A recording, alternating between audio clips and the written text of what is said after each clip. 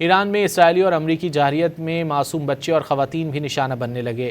اسپتالوں اور جامعات کو بھی شدید نقصان پہنچایا گیا۔ ایرانی وزارت صحت نے تصدیق کی ہے کہ ایران پر حملوں میں 200 سے زائد بچے اور 223 خواتین شہید ہو گئیں۔ 12 شہید بچوں کی عمریں 5 سال سے کم تھیں۔ ایران میں مجموعی طور پر شہادتوں کی تعداد 1400 سے تجاوز کر چکی ہے۔ ادھر ایران پر اسرائیلی اور امریکی جارحیت میں اسپتالوں اور جامعات کو بھی نشانہ بنایا گیا۔ جنگ میں اب تک ایران میں 153 ہیلتھ یونٹس کو نقصان پہنچا۔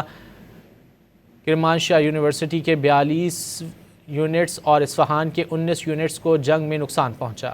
ایران میں اسرائیلی اور امریکی جارحیت میں معصوم بچے اور خواتین بھی نشانہ بننے لگے۔